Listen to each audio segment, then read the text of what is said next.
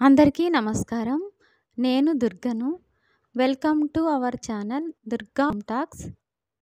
Nursery నుండి మనం చామంతి మొక్కలను తెచ్చుకున్నప్పుడు మట్టి మిశ్రమం ఏ విధంగా కలుపుకోవాలి? పూలు బాగా పూయాలన్నా, మొక్క ఆరోగ్యంగా పెరగాలన్నా ముఖ్యంగా మట్టి మిశ్రమం బాగా కలుపుకోవాలి.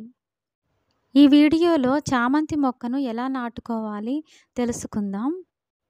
నర్సరీ నుండి మనం తెచ్చుకున్న మొక్కలను వెంటనే నాటకూడదు. మన ఇంటి వాతావరణానికి వారం రోజులు అలవాటు పడేలా చేసుకోవాలి. మేము శ్రీశైలము అమ్మవారిని, స్వామిని దర్శించుకొని వచ్చాము. ఇంటికి వచ్చేసరికి కొన్ని రోజులు టైం పట్టింది. మొక్క నాటడం కొంచెం లేట్ అయ్యింది. కొంచెం ఆకులు వాడినట్లు అయిపోయాయి. కానీ ఈ వర్షాకాలంలో తొందరగా చిగుర్లు వస్తాయి. మనం మట్టి మిశ్రమం బాగా కలుపుకుంటే తొందరగా బలంగా చిగుర్లు వస్తాయి. నేను మట్టి మిశ్రమం ఈ విధంగా కలుపుకుంటున్నాను. ఒక వంతు మట్టి, ఒక వంతు కంపోస్ట్, ఒక వంతు ఇసుక తీసుకున్నాను. కొంచెం మట్టి వర్షానికి తడిచింది. ఇది నేను ఇంట్లోనే తయారు చేసుకున్న కిచెన్ వేస్ట్ కంపోస్ట్. మొక్కల నుంచి రాలిన ఎండుటాకులు ఇవన్నీ వేసి మట్టిలో కొంచెం కలిపాను. నేను వేపాకులు వేశాను. వేపాకులు లేదా వేప పొడి కూడా వేసుకోవచ్చు. వేపాకు వేయడం వలన మొక్కలకు వేరుపురుగు రాకుండా ఉంటుంది. తరువాత బూడిద కూడా వేస్తున్నాను. ఇది యాంటీ ఫంగల్గా పనిచేస్తుంది. ఫంగల్ నుంచి మొక్కలను కాపాడుతుంది. పూలు కూడా బాగా వస్తాయి. మనం కుండీలో పెంచుకుంటున్నాం కాబట్టి చిన్న చిన్న పురుగులు, శంఖం పురుగులు రాకుండా పసుపు వేస్తున్నాను.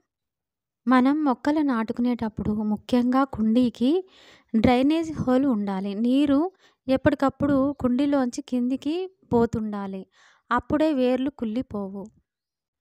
తర్వాత హోల్కి చిన్న రాయి పెట్టాను. తర్వాత బొగ్గులు, గడ్డి, వేపాకులు వేశాను. ముఖ్యంగా చామంతి మొక్కకు ఇసుక శాతం కొంచెం ఎక్కువగా ఉండాలి. అప్పుడే నీరు నిలబడకుండా ఎప్పటికప్పుడు నీరు కిందికి వెళ్తుంది. కుండీలోంచి కిందికి వెళ్తుంది. చామంతి మొక్కలను ఇసుకలో కూడా ఈ వర్షాకాలం పెట్టుకుంటే బాగా వస్తాయి. మనకు చామంతి మొక్కలకు పూలు బాగా పూయాలంటే వాటికి మంచి లిక్విడ్ ఫర్టిలైజర్స్ ఇస్తూ ఉండాలి. దయచేసి వీడియోను చివరి వరకు చూడండి. కొమ్మలు వాడిపోయినప్పుడు ఆకులు కానీ, కొమ్మలు కానీ ఎప్పటికప్పుడు కట్ చేస్తూ ఉండాలి.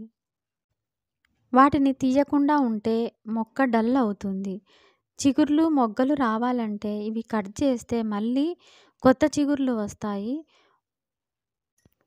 మనం కలుపుకునే మట్టి బలంగా ఉంటే చాలు. చెట్టుకు అన్ని పోషకాలు ఇస్తే మళ్ళీ గ్రోత్ అవుతుంది. ఇలా మట్టి మిశ్రమాన్ని బాగా కలుపుకోవాలి. తర్వాత అందులో బూడిద కూడా వేసి కలుపుకుంటున్నాను. బూడిదను వేయడం వలన ఫెర్టిలైజర్గా, పెస్టిసైడ్గా, ఫంగిసైడ్గా మంచి ఎఫెక్ట్ చూపిస్తుంది. తర్వాత శంఖం పురుగులు రాకుండా పసుపు కూడా వేస్తున్నాను. మొక్కలకు ఫంగస్ రాకుండా సాఫ్ కూడా వేయవచ్చు. కానీ నా దగ్గర లేదు. అందుకని బూడిద, వేపాకులు, తర్వాత దాల్చిన చెక్క పొడి వేసుకుంటున్నాను. నేను ఇవన్నీ కలుపుతూ ఉండగానే వర్షం పడేలాగా ఉంది. మన దగ్గర ఉంటే పశువుల ఎరువు కూడా వేసుకోవచ్చు. కానీ నా దగ్గర పశువుల ఎరువు లేదు. అందుకని నేను తయారు చేసుకున్న కిచెన్ కంపోస్ట్ను వేసుకుంటున్నాను. ఇలా కుండీకి రాయి అడ్డం పెట్టుకున్న తర్వాత బొగ్గులు, గడ్డి ఇలా వేసుకున్న తర్వాత మనం కలుపుకున్న మట్టి మిశ్రమాన్ని వేసుకుంటున్నాను. మట్టిని కుండీకి సగం వరకు నింపాలి. మొక్కని హైట్ చూసుకొని హైట్ సరిపోతుందా లేదా అని చూసి మొక్కను పెట్టుకోవాలి. మొక్కను మనం ఉదయం పూట కాకుండా ఇలా సాయంత్రం పూట నాటుకుంటే మొక్క బాగా బతుకుతుంది. మొక్క నాటుకునేటప్పుడు ఇలా రూట్స్ డిస్టర్బ్ కాకుండా మొక్కను జాగ్రత్తగా నాటుకోవాలి. ఇలా నేను మొక్కను నాటుకుంటున్నాను. మొక్కను నాటిన వెంటనే వర్షం కూడా పడుతుంది. ఈ వీడియో మీ అందరికీ నచ్చిందని అనుకుంటున్నాను. ఈ వీడియో నచ్చినట్లయితే లైక్ చేసి షేర్ చేయండి. మరిన్ని మంచి వీడియోల కోసం దుర్గా హోమ్ టాక్స్‌ను సబ్స్క్రైబ్ చేసుకోండి ప్లీజ్. మరో మంచి వీడియోతో మీ ముందుకు వస్తాను.